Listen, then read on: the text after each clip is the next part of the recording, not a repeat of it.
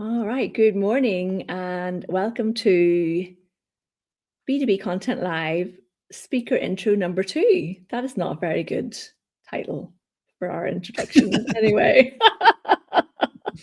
This morning I am joined by the fabulous Luke Sherran, who is a speaker at B2B Content Live in October, and we're going to talk about why YouTube is now a serious B2B lead channel and how to use it properly. But before we do that, let's see. I think I start introducing you too early. Look, we have to wait and see if we're actually got people watching us. But I want you to tell everyone how fabulous you are, please. So introduce yourself talking about myself. Okay, sure. So yeah, my name's Luke Sherran. I am the owner of a digital marketing agency called Falcon Digital. It's been going since 2009. Since 2016, we have been heavily focused on the YouTube platform. And I guess, as you can see here, it's become an all kind of encompassing thing, and not just in the business, but with my life as well. So I've been working with businesses with their video, with their YouTube content, with their video marketing strategy for over 10 years now, I guess. I have over 1 billion views across all my channels. Bit of a humble brag. I do apologize. No, hold on. Yeah, sorry, let's say it a bit louder for people in the back. How many views do you have across all your channels? It's over 1 billion now, for sure. 1 billion with a B. With a B, yeah. Yes. Yeah. Excellent. Yeah, you have to shout about yourself a little bit, Luke. I hate talking about myself. It's the worst. But yes, it's a lot of views for sure. Yes. And now you help. So with Falcon, do you help people businesses set up their YouTube channels, or what way does it work? What do you do? Yeah, I mean, we'll help them at any stage, really. We can go right from the very beginning. We can actually help them with their strategy, with the channel setup and everything else, all the way through to kind of delivering and publishing content on the other side. We also go to some big agencies and actually train their in-house marketing teams on how to use YouTube as well. So yeah, but we'll pretty much support a business at any stage. Excellent. So we are joined this morning by Tolis. Hello, hey, Tolis from Switzerland. Oh yes, I would like to know where everyone's popping in from this morning. That would be wonderful. And we also joined by Alison, who has her ticket for B2B Content Live. Yes, Alison. Great and she is coming from, Alison, are you now in Inverness? You're somewhere in the north of Scotland. Tell us exactly where you're calling us from. Oh, I feel like I'm on a radio show now. Yeah, okay. TV in the early 90s. Look, you were probably about 10 years old in the early 90s. I'm trying to. Yeah, I was. Yeah. Yeah, you were. Yeah, okay. I was at university. Don't give too much away. I don't want people to know how old I am. Okay, so we welcome all questions this morning. But I also have some questions for Luke. So, I'm going to have to. She's Aberdeenshire. There we go. Coming from Aberdeenshire. Excellent. Okie dokes. So, Luke, my first question for you is, and I hear people who work in the YouTube space being asked this all the time. I think, no, that's nonsense. Is it too late for us to get on YouTube? Why is it a mistake for B2B companies to still see YouTube as an option in 2026, as opposed to what we think is really, it should be a part and parcel of what you're doing? So why is it a mistake to see it as an optional thing? I mean, I think at best, not using YouTube would just be a missed opportunity. I mean, YouTube is just one of the biggest platforms in the world. I think it's 3.5 billion active users, which is almost, half the world's population. So if you think your audience isn't on YouTube, you're probably wrong. They're probably already there. But even the way that things are moving, I had this conversation this morning with somebody, actually. We were talking about, the indirect impact of being on YouTube for a B2B business. Yeah. It's not just about people watching your video content and then deciding whether or not, that viewer then becomes a customer. It's integrated into everything. So YouTube is integrated into Google search results. It's becoming more and more integrated into AI. So if you want reach, you want visibility for your business, you really have to be on YouTube. It really is becoming less and less optional. But the great news is that for most B2B businesses, they're not using YouTube. So there's still a massive opportunity even now. Yes. So I love this. It's why I love LinkedIn as well. It's like, if you're doing LinkedIn, if you're using LinkedIn properly for your business and you're using YouTube for your business marketing, you are so far ahead of other people.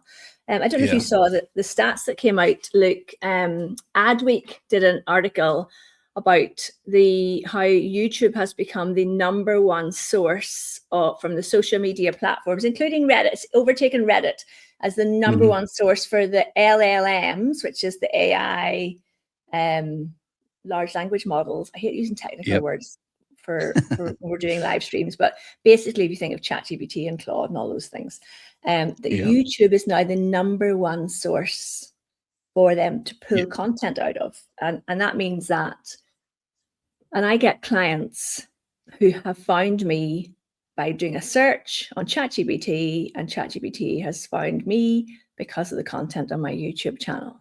So if that doesn't make you sit up and take notice, I give up. Exactly. Yeah. And even the way that we track our inquiries that come through our website, we've seen more and more that we're getting more and more ChatGPT inquiries as the source. So it's fascinating to see. And we don't take our advice as much as we should do. We're not as as active on YouTube as we should be. So if you're doing it properly, there's a huge opportunity there. Yeah, it's massive. And actually, I have changed my approach a little bit to my channel. So a lot of people who follow the channel will have gone there because they're looking for advice about their linked. So my channel, folks, is Raise Your Visibility Online. And it's all about how to use LinkedIn and the tools around LinkedIn. So I do content around different software tools that you can use as well. But I would have done a lot of content around job seeker LinkedIn type stuff. So how to upload your resume is my #1 video still over there on YouTube. But now I'm being much more strategic and creating content for the channel that is specifically aimed at my potential clients, and it is working. So one of the interesting things I think, Luke, and I haven't actually asked you this question in advance, is bring it on me. A video, I might have a video that has 300 or 500 views that can turn into a proper lead and turn into a client, versus a video like my Upload Your Resume video has 250,000 views, but hasn't actually led to any specific business. So is it different? Should businesses be thinking, oh, well, we did a bit of YouTube, but we didn't get loads of views on our content. Is that the wrong way to look at this, do you think, for businesses? It can be. I mean, views are always a useful metric to see. Absolutely. I think a lot of B2B businesses in particular, their expectations are completely wrong for what they think is going to happen when they start posting on YouTube. They look at the likes of Mr. Beast and like, well, if he gets hundreds of millions of views, maybe we could get like 1 million views on our videos, which of course is just incredibly unlikely. It's not going to happen. We worked with an incredibly niche manufacturing company. They used to do powder processing. I mean, there's probably less than 1,000 businesses in the entire world that need their services or could even afford to use their services. Now, for them, getting 100 views on one of their videos, that was a massive result. Especially organically, that was a big result. But a single lead from any of those videos for them could be like an 8-figure deal. It's an 8-figure project. So yeah, absolutely, views are great, but they're not necessarily the most important metric, particularly for B2B. Okay. All right. My next question for you, and Alison told us, I'm sure other people are watching too. If you've got any questions, then do pop them in the chat, and we will do our best to answer them. But where does YouTube sit? And actually, this is going to help me structure the day in October, because I want the conference to flow. I want people to come in the morning, and we kind of go on going a bit of a journey throughout the day. So where do you think YouTube sits in the B2B buying journey? Look, is it awareness, consideration, conversion? Is that too tricky a question? Can't be answered? No, I mean, in reality, I think YouTube probably sits at all of those levels, to be honest. But I think when you speak to most businesses and you actually find out what it is that they really want, they want more reach, they want more visibility, they want new leads coming in. And so I would say that for the most part, what they're really after is awareness. And YouTube can be fantastic for that. A mistake that a lot of businesses make is that they want the awareness, they want to get all those extra leads in, but they actually create video content that's more at the consideration phase. For example, they create the wrong type of content, Yeah. and that's why their videos don't tend to work. But no, I think YouTube's incredibly effective at every single one of those levels, but awareness is probably what most people want. Yes, I agree with that, actually. So we have a client, and if someone wants help to build a YouTube channel for their business, please go to Luke. I mean, I can give you my experience, and we do actually have a client where we do her YouTube content for her. And actually, it's a lovely system that we have. So we do the video and we put it onto YouTube, and then in their email marketing software, there's a sequence, and every email in the sequence has one of the YouTube videos embedded into it, and then the discussion around what's in the video. So it works brilliantly for awareness for that client. And it's not that someone will watch one video and then want to hire this client to work with them. But it's part and parcel of what of the things that they're doing. Tulis says, will do. Okay, Tulis, will do. Ask us questions. That's what you do. So I find that really interesting. I think I tell people that I feel like the success for my channel with the videos that have the large views are because I just answer one question. Yeah. Someone has a question and my video answers it, and that's what gets those large views. But it's tricky, Luke, coming up with like the length of the videos, because some people will say, oh, it needs to be 8 minutes long, whereas I think it should be the length of time to answer the question. So I don't put a lot of filler fluff in my videos. So yeah, what's your thoughts about that? No, I agree as well. I think I get asked all the time, well, how long should my YouTube videos be? And the answer is it's the length of the answer. As succinctly as possible, paced in the right way, of course. I think if people try and aim specifically for like a 10-minute video, they do add up too much filler and too much fluff. And I don't think that's doing them any favors, to be honest. I think if you can do it in 6 minutes, then 6 minutes is the length. I wouldn't be too concerned about it. Okay, Alison has a good question for us here. So I have a capsule podcast of 6 episodes. So capsule podcast is the term that I came up with, Luke. You'd be impressed to hear. Okay, yeah. Standalone short podcast with video, which I could use to start my YouTube channel, getting started soon. But the worry is how to keep it going. So what's your response to that, Luke? Yeah, I mean, so capsule podcast, this is like a solo podcast, then, is it, by the sounds of it? What do you call it? A what podcast? Solo podcast. Solo? So just one person talking, or is it more than that? So a capsule podcast is, this is something I was talking to Cliff Ravenscraft about last week. It is a short standalone podcast of 6 episodes. It's not like a season that you're coming back every 3 months and doing a new season. It's literally so I'm creating one at the minute, and it's going to be about LinkedIn profiles, and that's it. It's standalone capsule. It's like a capsule podcast. Okay. I mean, I think with any podcast, regardless of what the format is, the difficulty is how do you keep it going? Normally, the biggest issue people have with podcasts is finding the right guests. To be honest, that's the thing that they find most difficult. And in our case, it's resource. So we have our own video marketing podcast. We have 2 episodes that have been filmed in January, which we still haven't finished editing or publishing yet. We've got 2 more guests being recorded next. Actually, we've got one this week and one next week. So, we're going to be 4 episodes in the whole, so to speak, and we still need to kind of. Look, does AI not do all this at a flick of a button? No. not to the quality of which we would want to publish it. But no, that's always a concern. But I think momentum is important on YouTube for sure. So if you can be consistent and you can build momentum, that's great. But if you can't, just post when you can. I think the quality of what you're posting is probably more important than any kind of schedule that you're trying to keep to. Good. I think that probably would be a fear of a lot of companies, if we start this, do we have to continue doing it every single week, and how are we going to find the resources to do that? Okay, Tulis has written a wonderfully long question. Let's see, I'm going to read it out to you. Okay, considering there are so many communication channels to choose from, it can be overwhelming for business owners to add YouTube to the mix. Yeah, this is kind of in the same vein. I like these questions. It takes time and resources. How much time should we be committing? If you want to start and build a YouTube channel, look, realistically, how much effort is this going to take? I mean, there's no getting around it. It does take a lot of effort and it takes a lot of time. I think, again, if we focus this primarily on B2B and business owners, the best thing that they can do is to find either an in-house team or an external team that can do a majority of the work for them. So what you ideally need is somebody that can say, right, we've got 4 or 5 different topics that we want to record, or maybe we've got like an hours long shoot that we want to do once a month.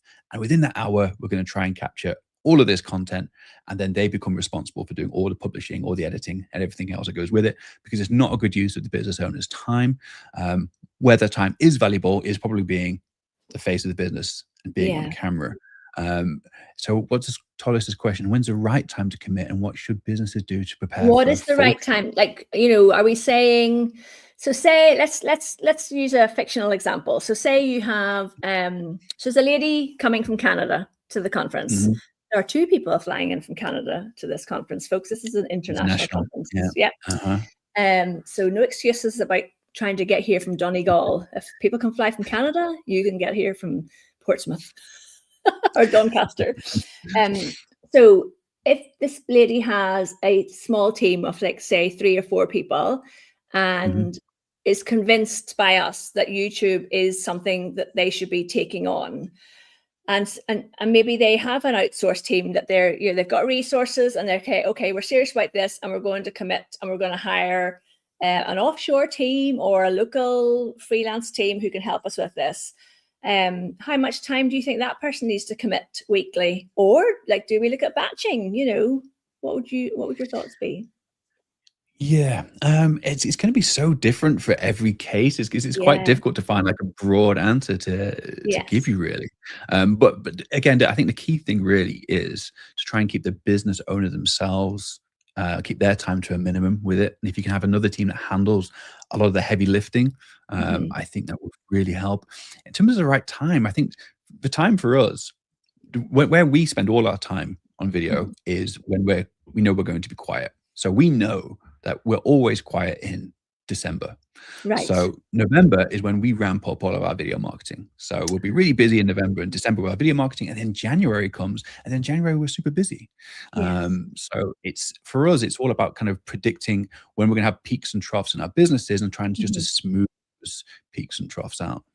Yeah, I like that. So I know there's a company in Belfast that I did a bit of work with, not on video content, but on LinkedIn.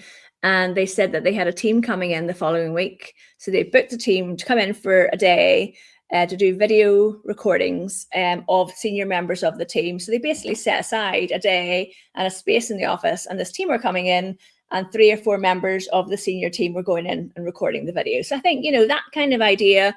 And then, the way I talk about video content, create once, publish everywhere, is like my client in Texas. We get on a video call once a month. I interview her, for want of a better word, and out of that we can get 2 months content for LinkedIn, and we can probably get 3 or 4 videos for her YouTube channel as well. So you don't have to learn to become a YouTuber to get a YouTube channel up and running. In fact, you're probably better focusing on building your business and the area that you're the expert in, and bringing in someone to help you with the other stuff, because it'll save so much time apart from anything, I think. I mean, in terms of Tollis' question as well, I think it also depends on what else you're already currently doing. So if you're already producing video content for other platforms as well, it might make the whole process a lot easier. There's just a lot of considerations. Actually, I have another question for you, Luke. People have said to me, do I just take the stuff that I'm putting out on Instagram Reels and TikTok and put it up as YouTube Shorts? What's your thoughts on that? Yeah, I mean, you might as well try it. It's very different for when we're speaking to different people. When we're speaking to creators, creators normally want to build up their community or build up their audience on a specific platform. And so everything they do, like let's take YouTube as an example. That one, everything's primarily YouTube. But I think with B2B and just businesses in general, what's most important is that you're getting maximum eyeballs on your content, you want maximum reach. And so I would, yeah, if you can post to YouTube with content that you've already published on other platforms, yeah, do it. It might not necessarily get the best results, but it'll probably get you more reach as a whole. Yes. I'd always like to be more strategic given the option. Okay. All right. So what actually turns YouTube viewers into leads? Is it the video? Is it that we have to have a lead magnet in the description? Like, how do you turn putting video? So let's say we've got to a stage where we've got a channel up and running. So let's use Alison as an example because she's here. So Alison has her 6 podcast episodes are up there, and then she maybe is doing one video every 2 or 3 weeks. How do you turn that into actual leads? It's the multi-million-dollar question, Luke. I think lead magnets are fantastic. If you can give anything extra of value in order to capture data, brilliant. We use a lot of lead magnets with a lot of our B2B clients, and they're extremely effective. For us, I think what we actually say, sorry, Luke, we should probably say what a lead magnet is. Sure. So a lead magnet can be as simple as a PDF of extra supporting information. Anything that basically you're offering something in exchange for an email address, for example. So if you have a video, you might say, well, actually for more information or for a checklist or for a guide, you can download a supporting PDF, just give your email address, add yourself to our email mailing list, and it's all yours. So yeah, I mean, again, very, very effective. That can work really, really well. For us personally, I think we don't really have any direct calls to action. I mean, we'll have links to our website, links to our services pages and things. But for video, for us, it's more about hitting those different marketing touch points. So, we always talk about, in our business, there might be 10 or 12 different touch points that a viewer has with our content before they then potentially become a customer or become a lead. And YouTube's fantastic because it might make up 9 out of those 12 touch points, for example. That might then lead them to look at the website or then to look at what service offerings that we've done. And really the best thing about video for us is that when we do actually have inquiries now, it really shortens that kind of conversion pathway. Because when they speak to us, honestly, the amount of times we've been on a call recently and people will say, you don't need to introduce yourself. Actually, we feel like we already know you because we watched 6 episodes of your podcast and they've already kind of made the determination that they like you and that they like everything that you do. It now comes down to more, well, how do we work together and what are the costs? And if you can tick those boxes, you've got a really good chance. Oh, I love that. That's absolutely fabulous. Let's see. Okay, we have another comment from Alison. So I recently changed my business model to include a new offer. I'm a writer, but moving into the mentoring space. So Alison is a scientific writer. I'm moving into the mentoring space for freelance medical writers. Should I keep the YouTube channel for just the mentoring to keep the message clear for that intended audience? Oh, I love this. What do you think, Luke? Yeah, there's an old saying in YouTube. It's a bit of an American pronunciation, but it's that there's riches in niches, which is basically stick to your niche, basically. I think it is tricky because it is something that Alison is obviously offering. It depends on what her YouTube channel is. If her YouTube channel is Alison Kirstop, if that's the name of her channel, then you've got a little bit more flexibility in what you can cover because it's almost like a personal brand. Whereas if it's a business brand, I feel like sometimes you're much better off sticking to one area. So for example, we, at Falcon Digital, we do all aspects of digital marketing. We do website design, we do e-commerce websites, you name it. There's a lot that we do, but our YouTube channel is focused purely around video marketing, because as soon as you start adding in all these extra services, it starts to muddy the water and it starts to split your audiences. So we like to have just a single sole targeted audience that we're using on YouTube. That doesn't mean that everybody has to do that, but that works extremely well for us and it works very well for a lot of our clients. Okay, my next question then is, what do you should people have? This is a bit more people who are already doing YouTube for business. Should they have 2 channels for different audiences? I mean, yes, ideally that would be great, but the realistic answer to that is it really depends on your resource, because then of course you're splitting everything and trying to build up 2 channels, trying to build momentum on 2 channels is a huge amount of work. If you think building like 1 channel is hard work, building 2 is honestly even more. So it's always better if you can keep it to 1. But for big enough companies, if you can split it across multiple channels, that's obviously better. Right, because I know you, Luke. I know you've got a massive personal channel on YouTube. Do you get people who make inquiries for business who found you initially through your personal channel? Yes, and most embarrassingly, always through one specific video as well, which is hilarious. I have a video where I did a fitness transformation challenge, and it was based around the release of a Thor movie. And I knew this one. So I followed Chris Hemsworth's diet and training plan, and I wore a blonde wig throughout the whole movie. In fact, I think I've got the wig, the hammer's there, but the wig is around somewhere too. And people always reference that video in the first call. So that's so funny. I didn't actually think there'd be a crossover. Oh yeah, no, it's huge. Yeah. Excellent. Well, will the wig be making an appearance in Belfast?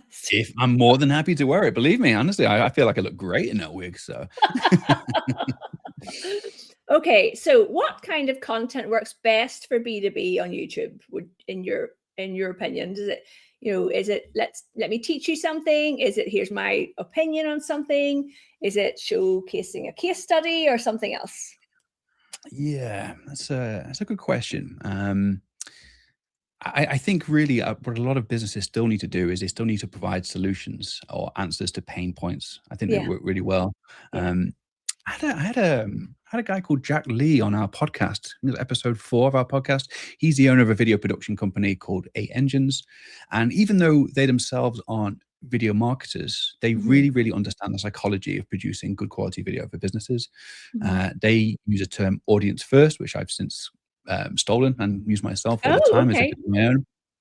He had a great example where we had something that was quite dry, quite boring, and he managed to turn it into something really interesting. So it was to do with a plumbing manufacturer. And the plumbing manufacturer, there was these changes in these regulations. As a result, they had to change the way in which they manufactured some of their products, and they had to change a lot of their pricing. They tried to push out information as to why this had happened. And to be honest, a lot of their customers just didn't want to hear it, didn't want to listen to it, didn't want to engage with it. We just wanted to complain that the prices had gone up. So they came to Jack and they said, look, we need to create a video outlining all of this. They wanted to do like a 15-minute video pushing this out.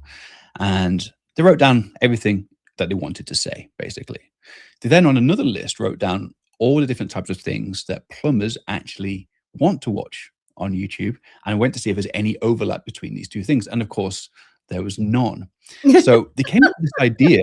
I didn't know this was a thing, but there's actually plumbing influencers out in the world. So we found all these plumbing influencers, and they found out that actually plumbers really like game shows. And so they had this kind of Taskmaster style.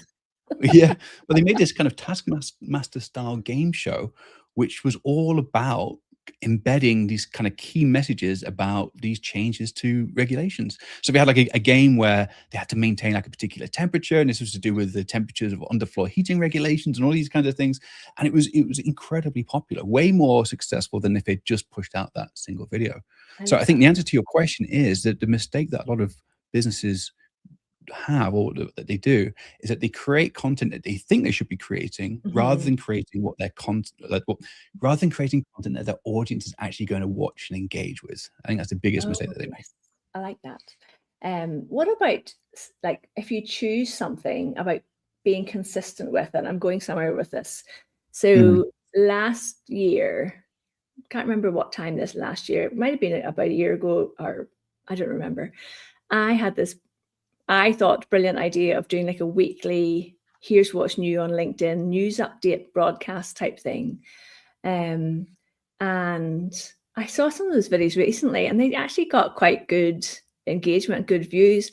But I stopped after a while, and I'm wondering, did I stop too early, Luke? Because I stopped probably after about 5 or 6 weeks of doing it, because I didn't feel like I was getting enough momentum. And I thought, I don't have, and this is kind of what a lot of people have issue with, it's like, I don't have time to do all of this stuff and all of this content.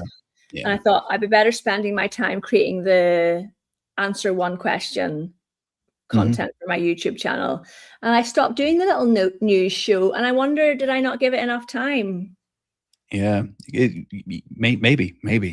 I mean, one of the great things and the bad things about video is that you get so much indirect sales activity that happens that sometimes it's very difficult to kind of track back. Yeah. We had a phase where we created this series. It was like a behind the scenes vlog for the business called Falcon Fridays. Yeah. And every Friday, we missed it like about 100 times, but every Friday we were supposed to publish a behind the scenes video at 12 p.m.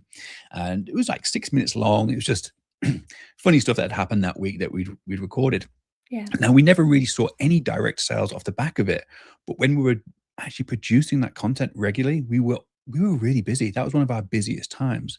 And it was one of those situations where you'd go to an event and the first thing people would say to you, oh, it's Luke from Falcon. I saw that thing that you did with Steve a couple of weeks ago. It was really funny, or whatever it might be. So it's very difficult sometimes to see the impact that video content's actually having. Yeah. I'm quite enjoying these little, because we went live with Mike last Tuesday, and I'm live with you today, and I'm actually quite enjoying this as well. So this might become something that I end up doing.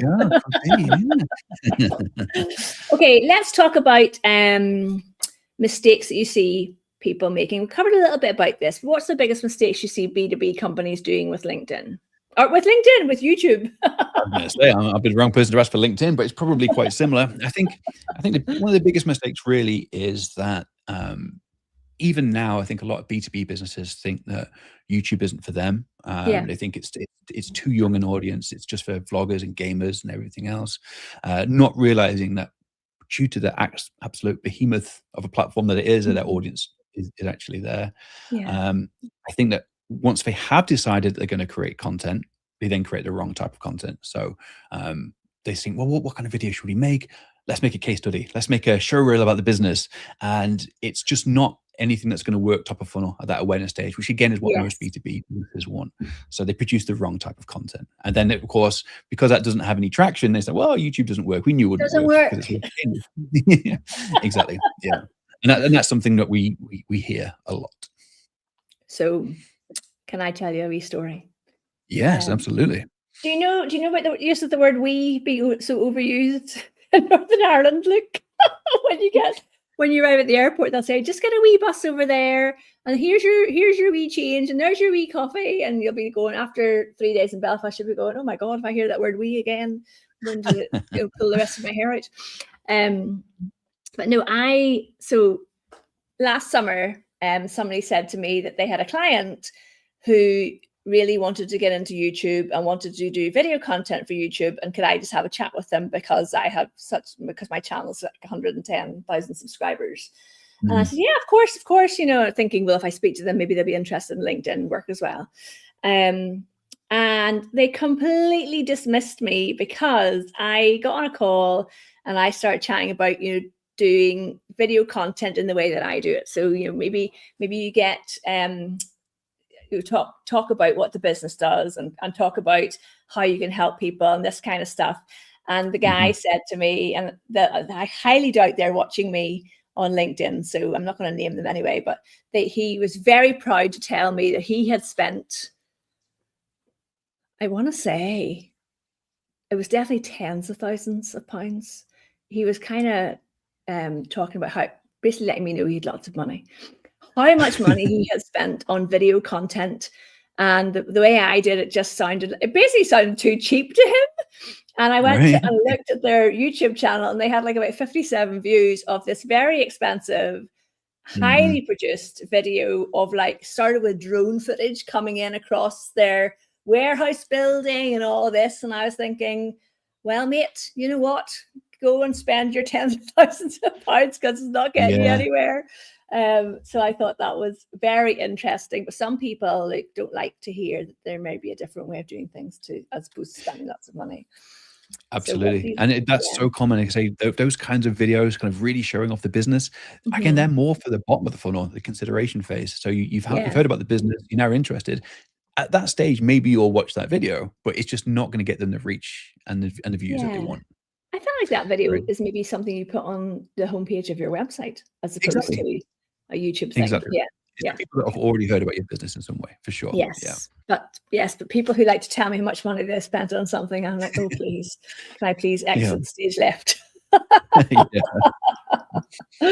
All right, Luke, in your opinion, how should, I've got thoughts on this, how should YouTube and LinkedIn work together for a B2B brand? Ooh, I don't know. B2B for LinkedIn and YouTube. What are your thoughts on this, Louise? Well, I think they work wonderfully together. And in fact, I did a workshop on this for you've met Jerry Potter. Have you met Jerry Potter? I don't think so. I don't recognize the name. Okay, no. Jerry Potter, who'll be watching this later. He's really lovely. He speaks at Social Media Marketing World about YouTube. And he invited me into his community to do a talk about this because I see YouTube and LinkedIn working really in synergy together. So what I do, and people might be interested in how I work this whole thing. So I will create a video for YouTube. So I can't remember what last week's video was, but the one before that was how to use LinkedIn articles and newsletters and what's the difference. So I made a video and it was about 8 minutes long, I think. And it's one, do you know how I know a video is doing well, Luke? Is whenever YouTube are paying me a very high amount of money per 1,000 views. So I'm like, oh, they like this. They like this video. So this was getting a lot of money per 1,000 views. Doesn't mean it has thousands of views yet. But it builds over time. I've seen some of your RPMs. I know how high some of them are. So yeah, it's fascinating. So I made the video. So first of all, I outlined what it was going to be about, because to me, that's really important. And I've actually learned that from you. Because you will know, Luke, when I first started doing video, I literally hit record and just start talking. I know. Whereas now you've taught me the value of actually planning your script out and everything. So thank you. So I know what I'm going to say. Then I go in and I record the video, and then I will take the video and I will extract the transcript and I'll write an article, which is a bit meta, doing an article about articles, but there you are. I'll put that as a LinkedIn newsletter. So I do my newsletter every Sunday. I will then, if it's an 8-minute video, I can pull 5-6 video clips out of that. And those become the videos that I post on LinkedIn to start conversations around those topics. And then I'll also pull out key phrases that I use, and I can use those as graphics. So the way I think video first, I suppose, might be a term that some people use.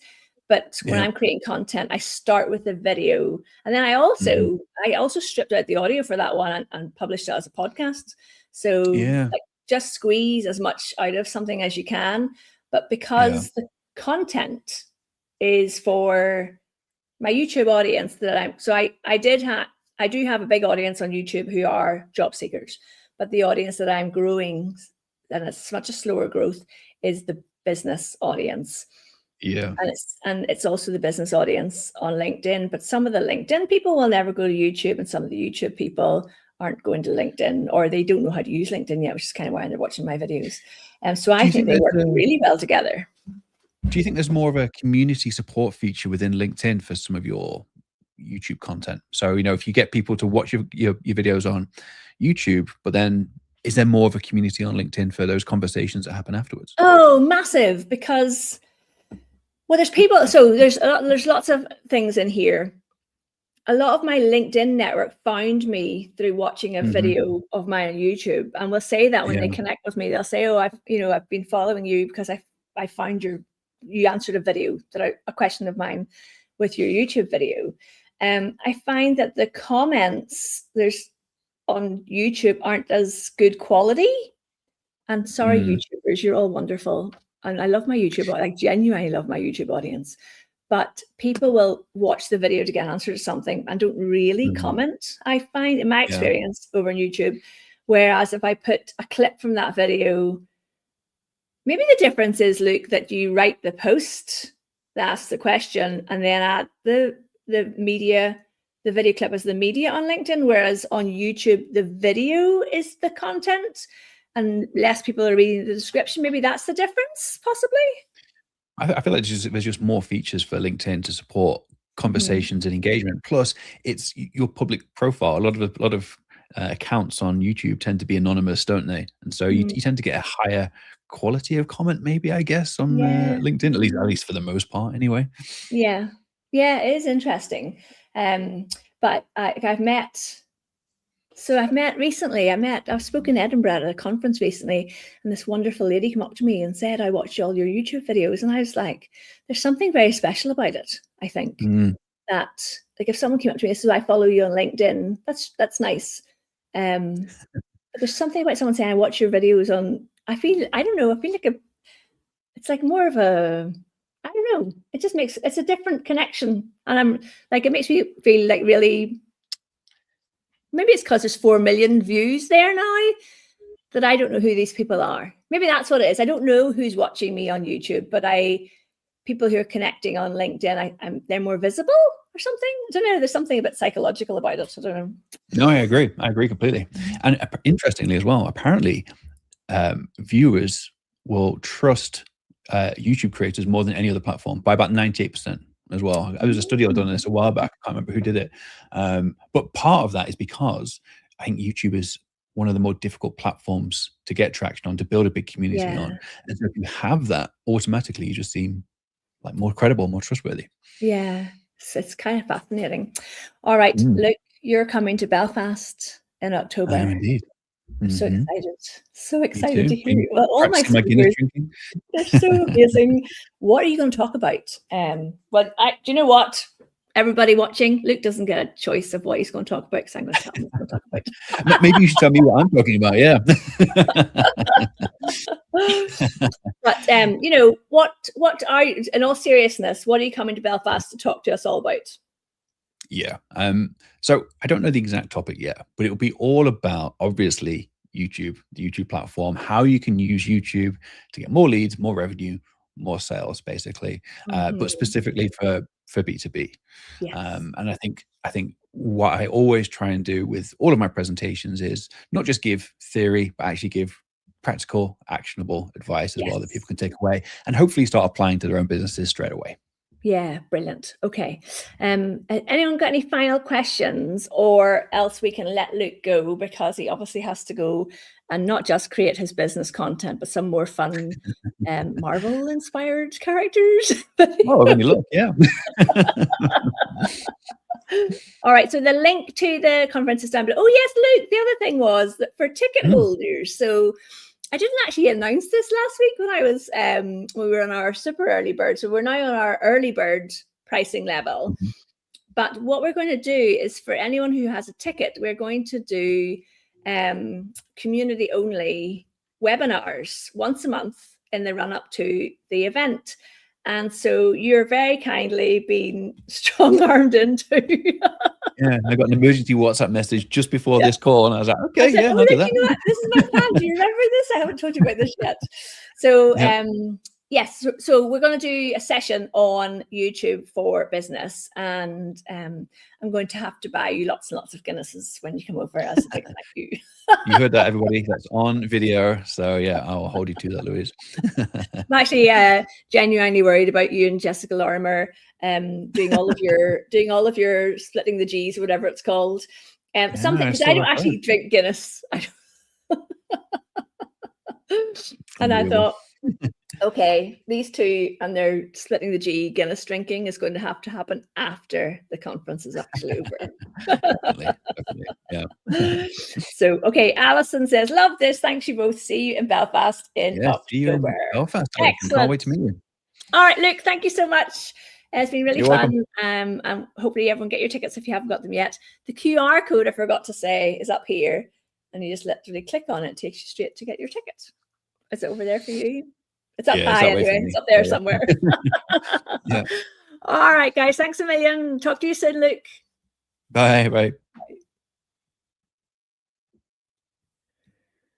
Da, da, da.